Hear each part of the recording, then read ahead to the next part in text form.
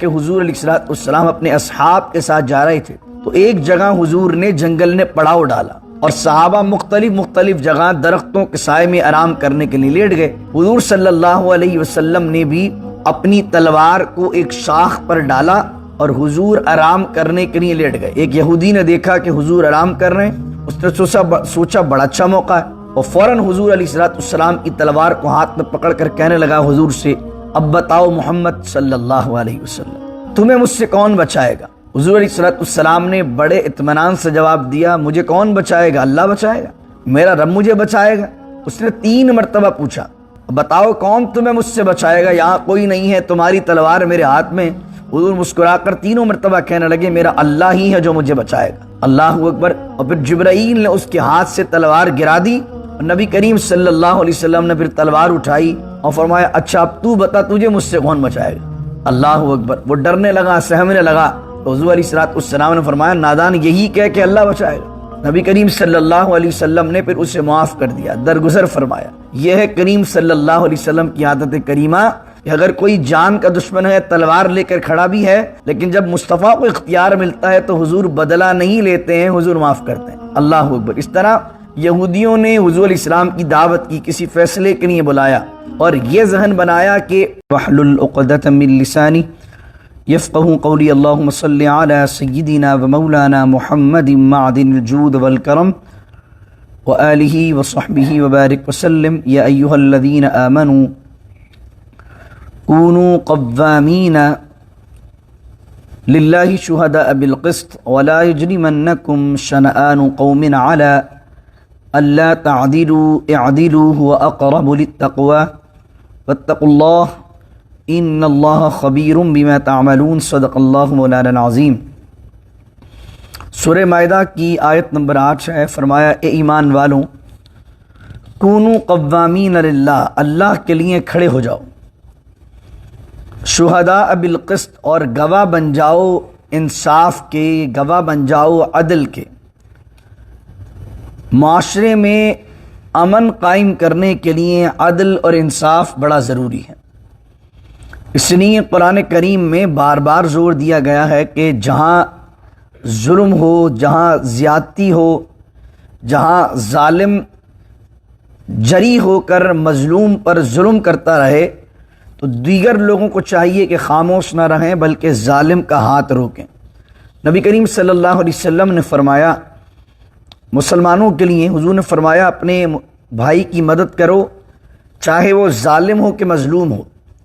صحابہ نے اس کی یا رسول اللہ مظلوم کی مدد تو سمجھ میں آتی ہے، ہم ظالم کی کیسے مدد کریں؟ حضور نے فرمایا ظالم کی مدد یہ ہے کہ اس کو ظلم سے روکو۔ اسی طرح حضور علیہ السلام نے فرمایا تم اگر کوئی برائی ہوتے دیکھو تو اسے ہاتھ سے روکو، ہاتھ سے نہیں روک سکتے تو زبان سے برا کہو، زبان سے برا نہیں کہہ سکتے تو برائی کو دل نہ برا جانو، وذالک اضعف من الایمان، اور یہ ایمان کا ادنا درجہ ہے۔ تو قرآن کریم کے اندر سورہ نساء کے اندر بھی آیت آئی ہے تھوڑی سی چینجنگ کے ساتھ، یا ایھا الذین آمنوا کونوا قوامین بالقسط شہداء للہ۔ وہاں آیا تھا اے ایمان والوں انصاف کے لیے کھڑے ہو جاؤ، یعنی اسٹینڈ لو انصاف کے لیے، خاموش نہ رہو۔ ولو علی انفسکم، اگر انصاف تمہارے خلاف جاتا ہے تو عدل کرو۔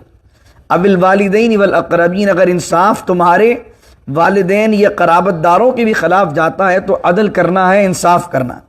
یہاں کیا فرمایا؟ اے ایمان والوں کھڑے ہو جاؤ اللہ کے لیے۔ اب آپ یہ دیکھیے، انصاف بندہ دلواتا ہے بندے کو، انصاف دلواتا ہے آدمی حقوق العباد میں سے، لیکن کسی مظلوم کی مدد کے لیے کھڑا ہونا، اللہ کہہ رہا ہے یہ کھڑا ہونا اللہ کے لیے ہے۔ یا ایھا الذین آمنوا کونوا قوامین للہ، ایمان والوں کھڑے ہو جاؤ اللہ کے لیے، شہداء بالقسط، شہید کی جماعتی شہداء مانے گواہ، گواہ بن جاؤ کس چیز کے؟ قسط کے، قسط مانے انصاف کے۔ اور پھر اگلی آیت دیکھیں کتنی شاندار ہے، تو یہ کفار کے لیے نازل ہوئی ہے لیکن مسلمانوں کے اندر تو بدرجہ اولا آپ یہ دیکھتے ہیں کہ یہ حکم ہوگا۔ قرآن کہتا ہے وَلَا يَجْرِمَنَّكُمْ شَنَآنُ، اور تمہیں نہ ابھارے کسی قوم کی دشمنی، علی اللہ تعدلو، اس بات پر کہ تم عدل نہ کرو، انصاف نہ کرو۔ یعنی اگر کسی بندے سے تمہاری نہیں بنتی ہے، اگر کوئی کسی قوم سے تمہاری دشمنی بھی ہے تو کہیں ایسا نہ ہو کہ دشمنی میں تم حد سے زیادہ بڑھ جاؤ اور ظلم کرو۔ یہ آیت میں نے پچھلی بھی آئی تھی تو میں نے کہا تھا یہ آیت اس لیے ہے کہ اللہ نے مسلمانوں کو حکم دیا کہ اگر کافر بھی مکے کا حج کرنے جا رہے ہیں تو ان پر بھی ظلم نہ کرو کہ تمہاری ان سے دشمنی ہے۔ اب یہ سوچئے کہ کسی مسلمان پر ظلم کرنا، کسی مسلمان سے بدلہ لینا اور کسی مسلمان کے ساتھ بدلہ لینے میں حد سے بڑھ جانا قرآن کریم اس کے خلاف ہے۔ قرآن کہتا ہے وَلَا يَجْرِمَنَّكُمْ، اور نہ ابھارے شنآن قوم، کسی قوم کی دشمنی تمہیں اس بات پر کہ اعلیٰ اللہ تعدلو، کہ تم انصاف نہ کرو، تم عدل نہ کرو۔ پھر اللہ کہتا ہے اعدلو، سنو عدل کرو، عدل انصاف کرو۔ وَأَقْرَبُ لِلتَّقْوَىٰ، کہ انصاف کرنا تقوی سے زیادہ قریب ہے۔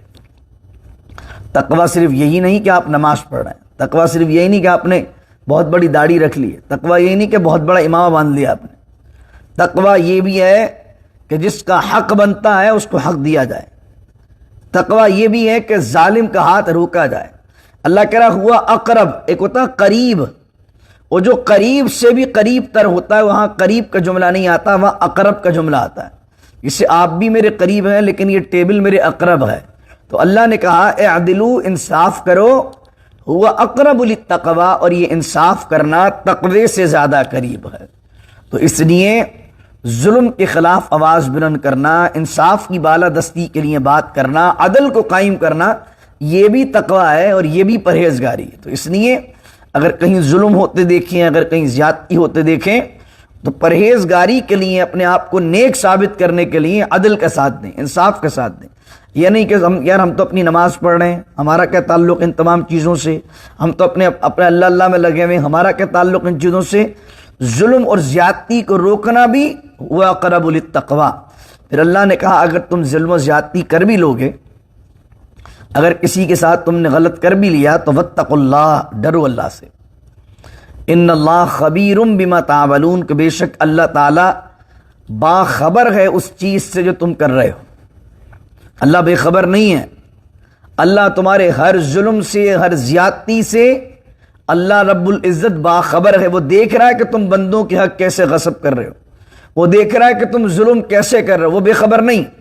جب وہ باخبر ہے تو پھر تمہیں تباہ کرنے کا اختیار بھی اسی کے پاس ہے۔ ایک آدمی ہوتا ہے جو باخبر تو ہے لیکن کر کچھ نہیں سکتا، لیکن اللہ کہہ رہا ہے میں ان اللہ علی کل شیء قدیر ہوں، اختیار اور طاقت میرے ہاتھ میں، عزت ذلت میرے ہاتھ میں، اور میں تمہارے معاملات سے باخبر بھی ہوں۔ تو اچھا کرو گے تو اجر پاؤ گے، برا کرو گے تو اللہ تمہیں تباہی کے دہانے پہ لے آئے گا۔ پھر اللہ کہہ رہا ہے کہ جو عدل کرتے ہیں، وعد اللہ الذین آمنوا وعملوا الصالحات، اللہ نے وعدہ کیا ہے ان ایمان والوں سے کہ جو ایمان لائے اور نیک عمل کیے، لہم مغفرۃ واجر عظیم، ان کے لیے تو مغفرت ہے اور بہت بڑا اجر اللہ کے پاس ہے۔ والذین کفروا وکذبوا بآیاتنا، اور جنہوں نے اللہ کی آیات کا کفر کیا، انکار کیا، وکذبوا بآیاتنا، اور جھٹلایا اس کی آیات کو، اولئک اصحاب الجحیم، وہ تمام کے تمام جہنم والے ہیں، اصحاب جحیم ہیں۔ یعنی جو عدل کرے گا اس کے لیے مغفرت ہے، اجر عظیم ہے، جو ظلم کرے گا تو اس کا مقصد ہے کہ اللہ کہہ رہا ہے عدل کرو، وہ ناانصافی کر رہا ہے، تو اب اس کے ساتھ کیا ہوگا کہ اللہ اس کو جہنم میں ڈالے گا۔ پھر فرمایا آیت نمبر 11 میں یا ایھا الذین آمنوا اذکروا نعمت اللہ علیکم اذ ہم قوم ان یبسطوا الیکم ایدیہم فکف ایدیہم عنکم واتقوا اللہ وعلی اللہ فلیتوکل المؤمنون۔ اس کی شان نزول میں مفسرین نے مختلف واقعات لکھے۔ ان واقعات میں سے ایک واقعہ لکھا ہے کہ حضور علیہ السلام اپنے اصحاب کے ساتھ جا رہے تھے، تو ایک جگہ حضور نے جنگل نے پڑاؤ ڈالا اور صحابہ مختلف جگہ درختوں کے سائے میں آرام کرنے کے لیے لیٹ گئے۔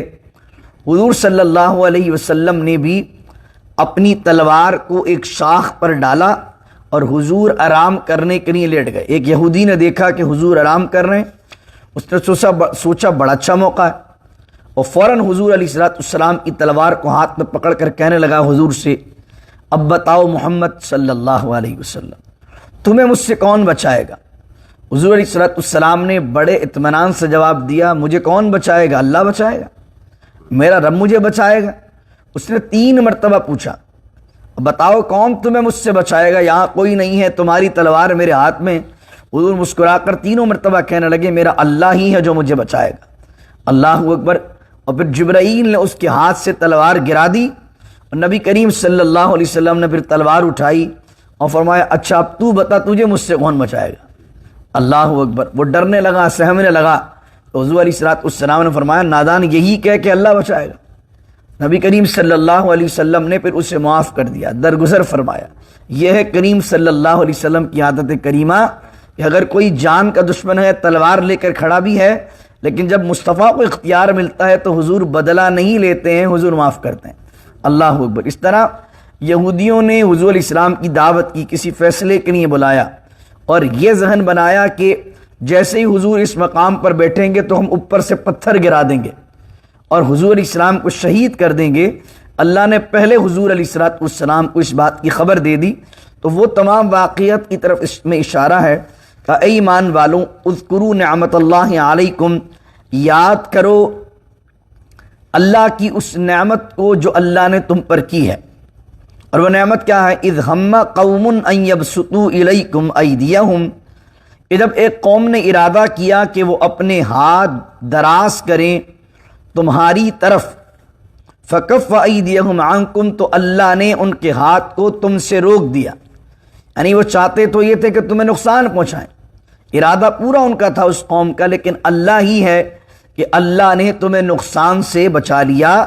واتقوا اللہ، اللہ سے ڈرو۔ وعلی اللہ فلیتوکل المؤمنون، اور مومنوں کو تو اللہ ہی پر بھروسہ کرنا چاہیے۔ آدمیوں کا، لوگوں کا بھروسہ نہ کریں کہ لوگ ساتھ دیں گے کہ نہیں دیں گے۔ آپ کے ساتھ کسی نے ظلم کیا ہے، زیادتی کی ہے، یہ سوچیں دنیا سب مجھے گرانا چاہے، میرا رب مجھے بچانا چاہے تو میرے رب کی طاقت بڑی ہے۔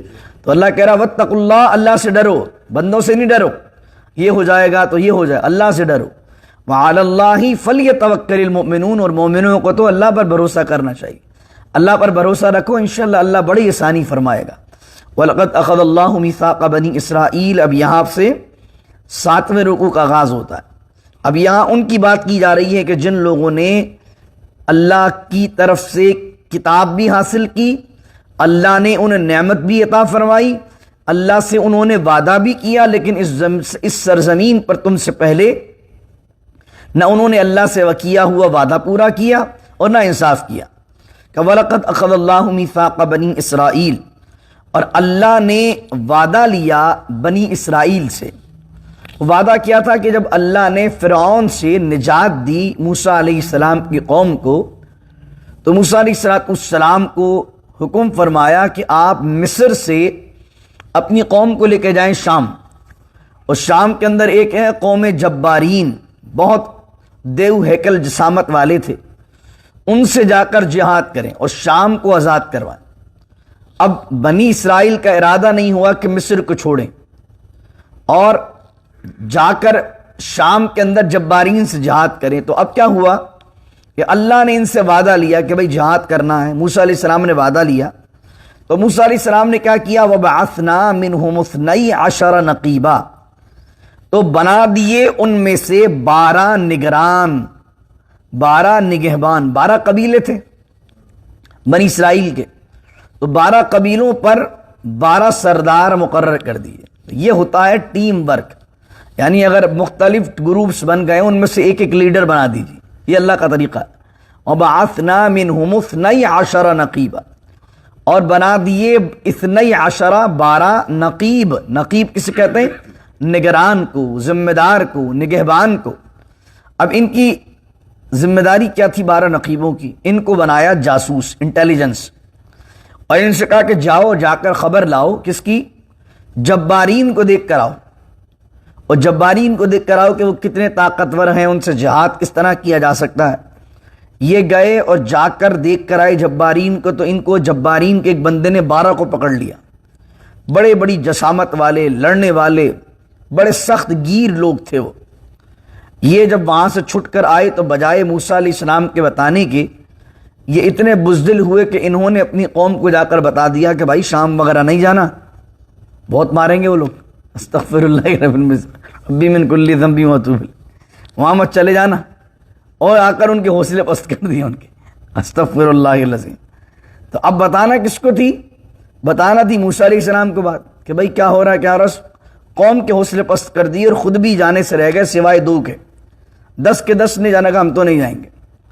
اور پھر یہاں پر انہوں نے کہا تھا کہ اے موسیٰ آپ جائیے اور آپ کا رب جائے، جو قرآن میں ایک آیت آتی ہے کہ آپ جائیے اور آپ کا رب جائے ان سے لڑنے کے لیے، ہم تو یہیں بیٹھے ہوئے ہیں۔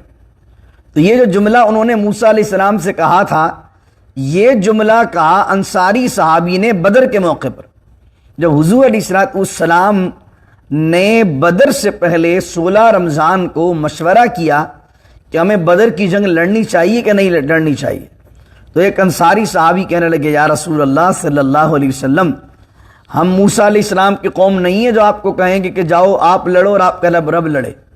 اگر کل جنگ چھڑ گئی تو آپ کے غلام آپ کے دائیں بھی آپ کو نظر آئیں گے، آپ کے بائیں بھی آپ کو نظر آئیں گے، آپ کے آگے بھی آپ کو نظر آئیں گے، آپ کے پیچھے بھی آپ کو نظر آئیں گے۔ ہم موسیٰ علیہ السلام کی قوم کی طرح یہ نہیں کہیں گے کہ آپ جائیے، ہم آپ کے ساتھ کھڑے ہیں، ہم آپ کے غلام ہیں، اپنی جانیں لٹانے کے لیے ہم آپ کی طرف راضی ہیں۔ اللہ اکبر۔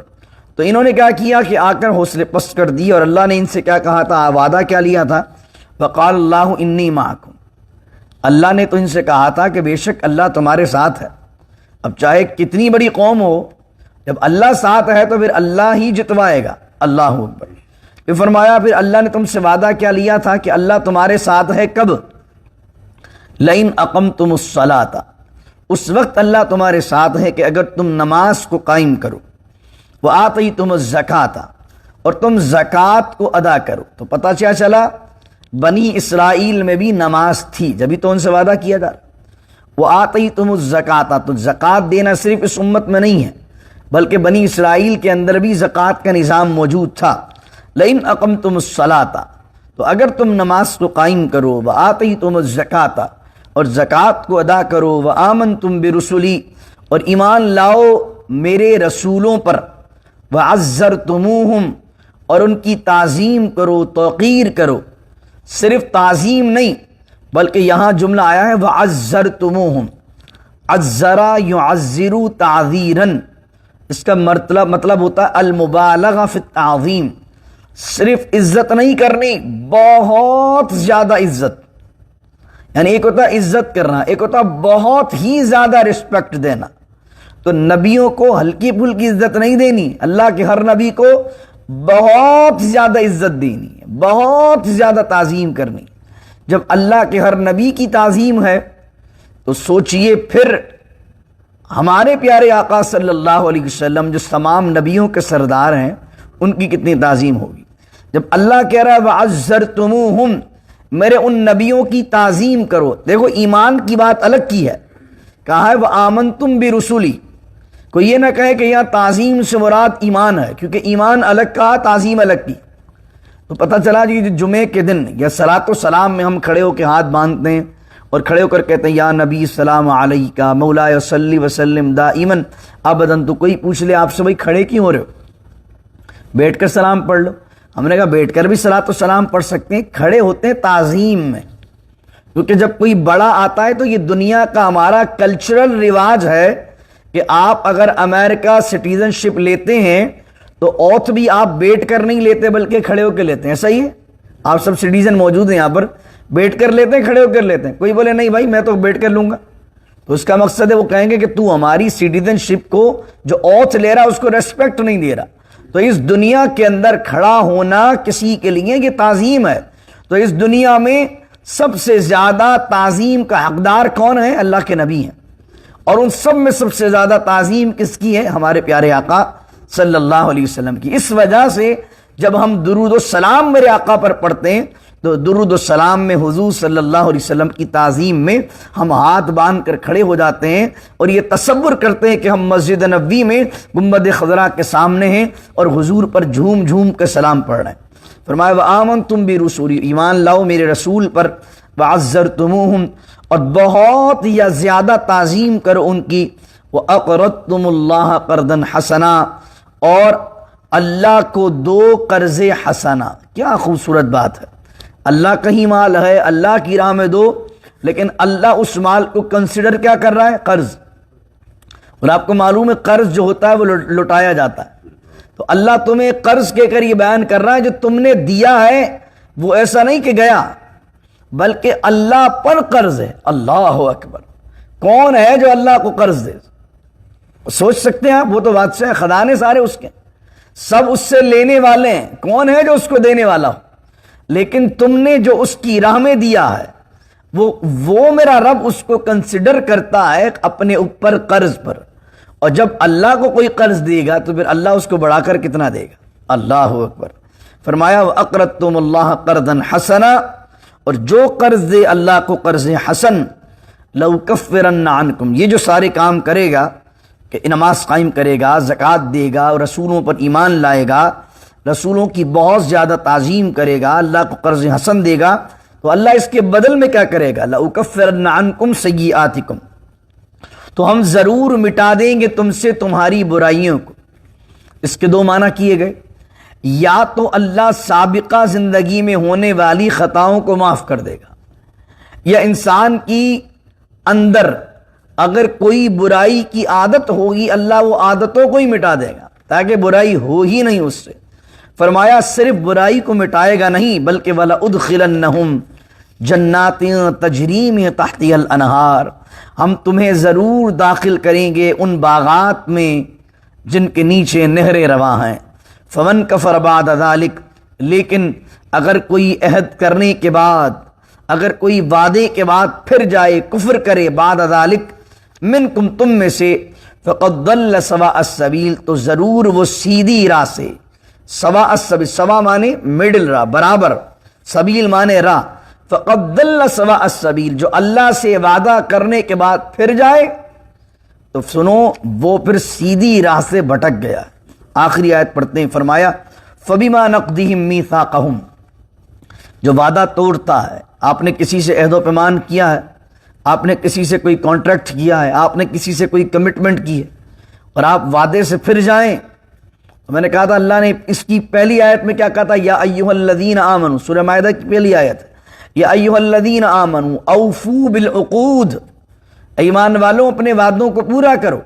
وعدہ یا تو کرو، نہیں کرو تو پھر پورا کرو، کیونکہ قرآن نے کہا ان العہد کان مسئولا، اور وعدوں کے بارے میں سوال کرے گا اللہ کل قیامت کے دن کہ تم نے وعدہ کیا تھا پورا کیوں نہیں کیا.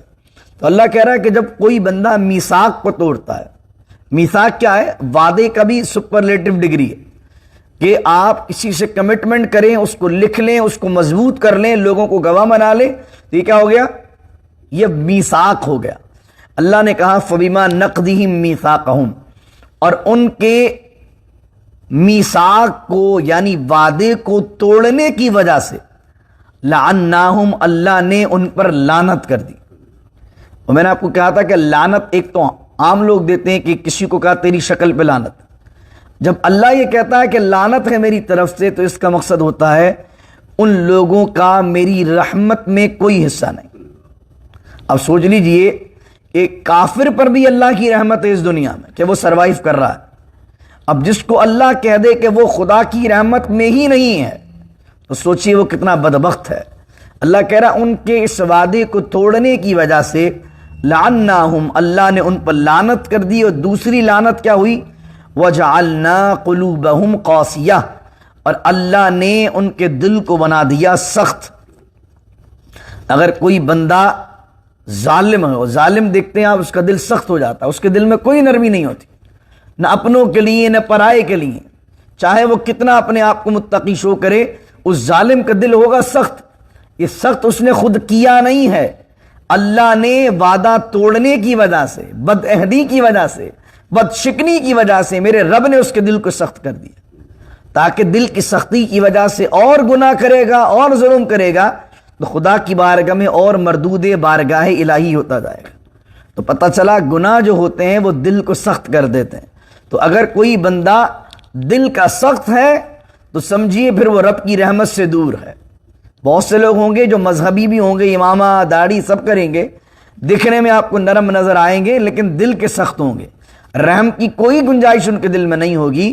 تو سمجھ لیجئے کہ پھر دل پر وہ خدا کی رحمت کی بارش کے قطرے پڑے ہی نہیں ہیں. کہ قرآن نے بیان کر دیا کہ جب لعنت ہوتی ہے اللہ کی وجعلنا قلوبہم قاسیہ، تو اس کا پہلا نتیجہ یہ نکلتا ہے کہ اللہ دلوں کو سخت کر دیتا ہے۔ یحرفون الکلم عن مواضعہ، اللہ کہتا ہے کہ وہ تحریف کرتے ہیں، ابھی یہودیوں کی بات ہو رہی ہے کیونکہ انہوں نے بھی وعدہ توڑا تھا۔ یحرفون الکلم، اور وہ تحریف کرتے ہیں کلمے کی عن مواضعہ، اس کی اپنی جگہ سے۔ میں نے پہلے بھی ذکر کیا ہے کہ توریت کے اندر انجیل میں جو چینجنگ کی ہے وہ چینجنگ کیسی ہوئی ہے؟ ایک تو امام راضی فرماتے ہیں چینجنگ یہ ہے آیت لکھی ہوئی کچھ ہے اور اس کو بالکل ہی الگ معنی بیان کرنا، جیسے میں نے پہلے رکوع میں بیان کیا تھا کہ وہ جانور کٹ کہاں رہا تھا؟ بت کے سامنے چبوترے پر، اور فٹ کہاں کر دیا اس کو؟ اللہ کے ولی کے دربار پہ جو عرس پہ جانور کٹتے ہیں اس پر۔ تو آیت تو وہی ہے لیکن آیت کا پورا مفہوم ہی چینج کر دینا۔ ایک یہ بھی اللہ کے کلام میں تحریف ہے کہ آیت نازل جسنی ہو، اللہ کا کلام جس کے متعلق ہو وہی بات بیان کرنی چاہیے۔ دوسری تحریف جو یہودیوں نے کی وہ تحریف کیا ہے؟ وہ کیا کرتے تھے؟ خود اپنے ہاتھ سے لکھتے تھے اپنے مطلب کی چیز اور اس کو کہتے تھے یہ خدا کا کلام ہے، جس کو قرآن کریم میں پہلے پارے میں کہا فویل للذین یکتبون الکتاب بایدیہم، اور خرابی ہے ان کے لکھے ہوئے میں جو اپنے ہاتھ سے لکھتے ہیں اور پھر کیا کہتے ہیں ثم یقولون ھذا من عند اللہ لیشتروا بہ ثمنا قلیلا۔ یا میں ایک اشارہ کرنا چاہوں گا آپ کو، اس دور میں بھی کچھ اس طرح کے آپ کو مذہبی یا مولوی لوگ ملیں گے، اپنے دل کے گرجز نکالیں گے، اپنی نفرت بیان کریں گے اور اس کو اسٹیمپ لگائیں گے اسلام کی۔ یعنی اپنے دل کی خرابی ہے کسی سے لگی ہوئی ہے، کسی سے بن نہیں رہی ہے، اور جب بن نہیں رہی تو اب ظاہر بات ہے یہ تو بتا نہیں سکتے کہ میری اس سے پرسنل جنگ ہے، اس پرسنل جنگ کو نام دے دیں گے دین کا کہ بھائی اس کے بارے میں تو فتویٰ ہے، اس کے بارے میں تو یہ مسئلہ ہے، حالانکہ وہ قرآن کا نہ حصہ ہوگا نہ حدیث کا حصہ ہوگا، لیکن اپنی طرف سے کہیں گے ثم یقولون ھذا من عند اللہ، وہی عادت جو یہودیوں نے کی۔ اللہ اکبر۔ فرمایا کہ وَنَسُوا حَظًّا مِّمَّا ذُكِّرُوا بِهِ، اور انہوں نے بھلا دیا ہے اللہ کی کتاب کا بیشتر حصہ جس کی انہیں نصیحت کی گئی تھی۔ اگر قرآن یاد ہوتا انہیں، یہودیوں کو توریت یاد ہوتی تو ایسا کرتے وہ؟ یہ وہی عمل کرتا ہے جو قرآن بھلا دیتا ہے۔ جس کو قرآن کی آیات یاد نہیں رہے گی، جس کو قرآن کا پیغام یاد نہیں رہے گا، اس کا دل سخت بھی ہوگا، وہ ظلم کرے گا۔ تو اگر وہ آیت یہ سنے اور اس کو یہ آیات یاد ہو تو وہ ظالم ظلم کرے کیسے؟ وعدہ خلاف کی کرے بندہ کیسے؟ قرآن کو اگر سامنے رکھے تو آدمی کو پتا ہو کہ اللہ میرا جو ہے وہ بیڑا غرق کرے گا اس دنیا میں بھی آخرت میں بھی، تو آدمی اللہ سے خوف کرتا ہے جب اسے اللہ کی آیت یاد ہوتی ہے۔ تو اللہ کہہ رہا ہے وَنَسُوا حَظًّا مِّمَّا ذُكِّرُوا بِهِ، اور انہوں نے بھلا دیا ہے حظًّا، بہت بڑا حصہ اس چیز کا جو اللہ نے اپنی کتابوں کے اندر نازل کیا ہے یا ذکر کیا ہے یا جس کی انہیں نصیحت کی ہے۔ بھی فرمایا وَلَا تَزَالُ تَطَّلِعُ عَلَىٰ خَائِنَةٍ مِّنْهُمْ، اور آپ ہمیشہ مطلع ہوتے رہیں گے، باخبر رہیں گے، آپ کو اطلاع ہمیشہ کی جاتی رہے گی ان لوگوں کی خیانت پر۔ اے حبیب جو وہ خیانت کرتے رہیں گے ہم آپ کو پہلے اطلاع کر دیں گے، یہ خائن ہے، یہ خائن ہے۔ الا قلیلا منہم، سوائے ان میں سے تھوڑوں کے، یعنی یہودیوں میں اکثر لوگ خائن ہیں، بے ایمان ہیں، سوائے تھوڑے کے، جیسے عبداللہ بن سلام تھے، دیگر صحابہ تھے، اور باقی جو یہودی تھے کم ہی لوگ ایمان لائے یہودیوں میں سے۔ تو کہہ رہے ہیں الا قلیلا منہم، صرف یہی تھوڑے لوگ خائن نہیں ہیں، باقی جتنے لوگ خائن ہیں ان کی خیانت پر ہم آپ کو اطلاع کرتے رہیں گے۔